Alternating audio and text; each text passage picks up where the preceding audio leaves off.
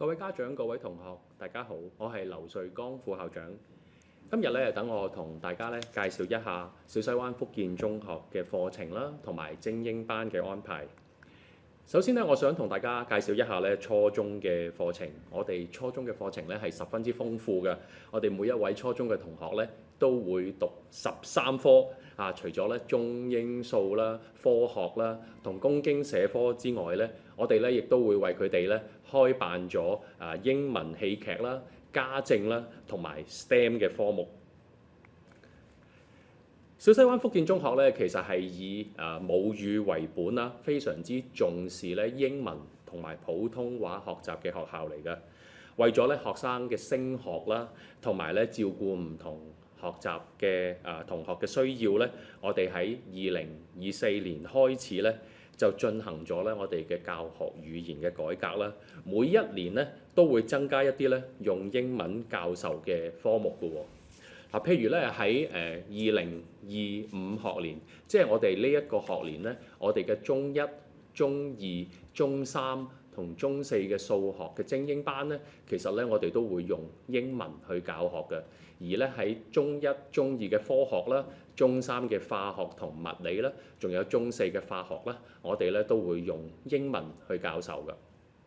去到下一個學年啦，2026-27學年咧，除咗頭先所講嘅科目之外咧，我哋喺中三嘅生物啦，同埋中四嘅物理咧，其實咧都會轉埋咧用英文去教學啦。再過多一年咧，2027年起咧，其實咧我哋全校嘅所有嘅理科咧都會轉晒咧用英文咧去教學㗎啦。如果我哋咧集中去睇一睇咧，2026-27學年，即係嚟緊嘅9月份，我哋嘅中一嘅課程會係點樣嘅咧？我哋會見到咧數學嘅精英班啦，我哋咧係會用英文去教學啦。喺每一級裏邊咧，我哋會有2班數學嘅精英班嘅。而咧科學科咧，亦都會咧係用英文去教學嘅。如果喺睇高中嘅課程裏邊咧，喺2026同27咧，我哋喺高中數學嘅必修部分嘅精英班啦，同埋咧喺數學嘅延伸部分，即係我哋叫嘅 M2咧，其實咧都會用英文去教學嘅。而我哋學校嘅同學仔咧，其實係可以選讀咧2科選修科，又或者係3科選修科嘅。咁而喺選修科嘅選擇裏邊咧，喺物理啦同埋化學咧，喺下一年咧都會以英文咧去授課嘅。如果去到27-28學年咧，甚至連生物科咧，我哋咧都會以英文咧作為教學語言㗎啦。我哋當然明白咧學習語言嘅改變咧，對同學嚟講咧係真係需要時間去適應嘅。而我哋嘅老師咧，其實係非常之盡力咧，幫同學咧去過渡嘅。你會見到咧，我哋老師咧為同學咧預備咗一啲筆記啦，同埋課堂嘅工作紙啦。透過呢啲課堂嘅筆記同工作紙咧，同學仔嘅學習嘅效能咧係大大咁提升嘅。從我哋嘅老師觀課課堂裏邊嘅觀察啦，檢查學生嘅作業啦，睇佢哋嘅考試嘅情況啦，同學生嘅傾談咧，其實咧我哋發覺到咧，我哋嘅英文教學嘅進展係良好嘅。我哋好有信心咧，我哋呢個方向咧係正確嘅。除咗喺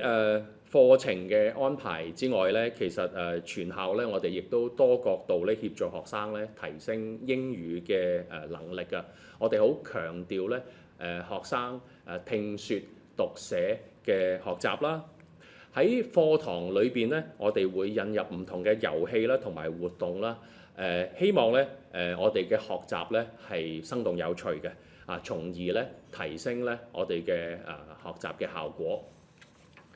學校咧亦都會利用咧一啲唔同嘅節日啦，好似聖誕節啦同埋萬聖節咧去推動學生咧學習英語嘅。我哋咧係學生咧亦都積極咧係參與咧我哋舉辦嘅活動啦。小西灣福建中學咧係亦都咧會利用咧 AI 等嘅技術咧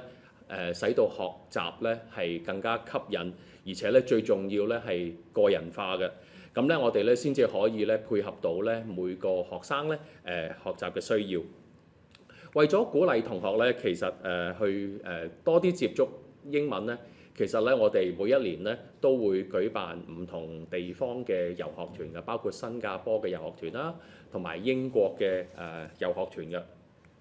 而喺每年嘅7月份咧，其實咧我哋嘅同學咧都會主演咧我哋學校裏邊咧有一個英語嘅音樂劇啦。呢個音樂劇咧係非常之受同學啦同埋家長嘅歡迎嘅。到時咧歡迎咧大家咧嚟到我哋學校咧就參觀啊。咁活動咧對於學生嚟講咧當然係重要啦，但係傳統嘅測驗咧同埋補課咧係必不可少㗎嚇。我哋知道咧透過補課啦，同埋咧係測驗咧，其實我哋咧可以有效咁提升咧學生嘅英語嘅水平㗎。你喺熒光幕上面見到咧，就係我哋嘅同學仔咧係認真測驗嘅情況啦。今日咧我就為大家咧介紹我哋嘅課程咧嚟到呢度，多謝大家，拜拜。